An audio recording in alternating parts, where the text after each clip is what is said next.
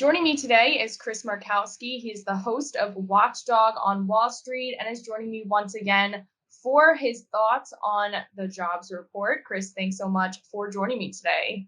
Pleasure. Thank you.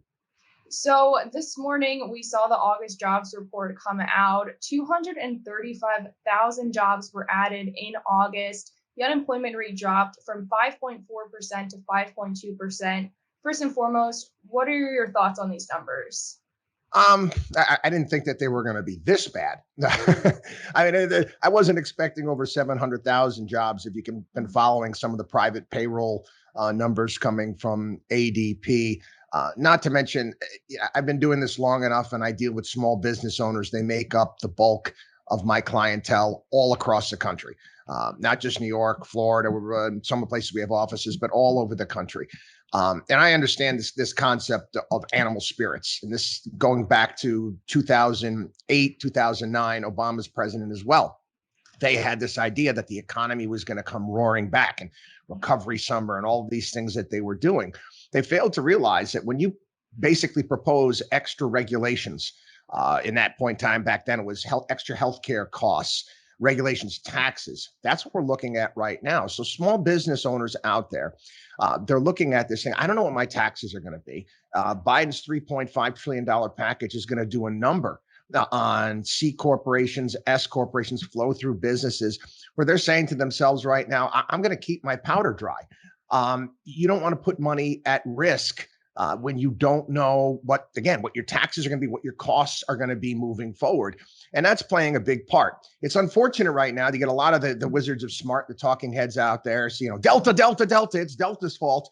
Yeah, that plays a part, but it's a little bit more complicated than that. A lot of it has to do with the fact that we don't know what our bills are going to be moving forward, and we don't know what the regulations are going to be moving forward.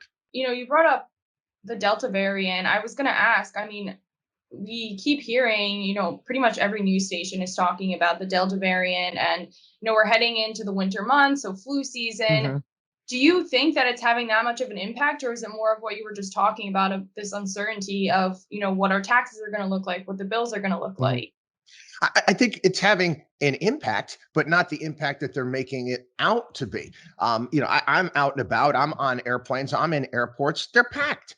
Are certain, they talked about some of the numbers coming out of restaurants, and they're down about 9% based upon 2019's numbers. Now, again, Delta might play a part of that. Other factors as well, people not feeling confident moving forward, keeping their money a little bit closer to their chests, not knowing what's going to happen. The problem we have today when it comes to financial reporting, business reporting, is that they've got to come up with one answer to everything. And it is what it is. The market went up because of this. The jobs number is this because of this. No, it's much more complex than what everybody's making it out to be. I also wanted to ask you, so on Monday, September 6th, is the official end of the 2020 CARES Act unemployment benefits. And a lot of states, just about 25, have already ended their benefits. But now that, this is a hard stop, or it could potentially be a hard stop, to these benefits. Now, given these jobs numbers, do you think that they could extend them based on what we are seeing this morning? I think that you'll probably have a push to do that without a doubt. I think in certain areas, we already have here in the state of New York, we had the Supreme Court decision in regards to the eviction moratorium, but the state of New York is going to continue on and allow people to stay in their homes, or, well, not their homes, but someone else's homes, rent free. Again, this plays a part in the jobs numbers that are out there. It's also got the fact that they started the child tax credit started this past summer as well. People, again, they're weighing decisions whether or not to go back to work or not. But again, there's tons of job openings here in the United States.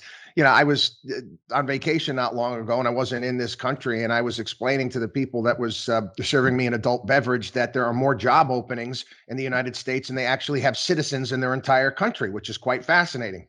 Yeah, that is super fascinating.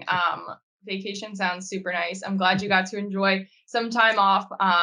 And something that just along the lines of unemployment benefits, this Wall Street Journal article that came out this week talks about how pretty much the states that had ended their benefits throughout the summer months, didn't see that much of an increase in employment opportunities or, people going back to work than states that continued their unemployment benefits. What did you think of this article?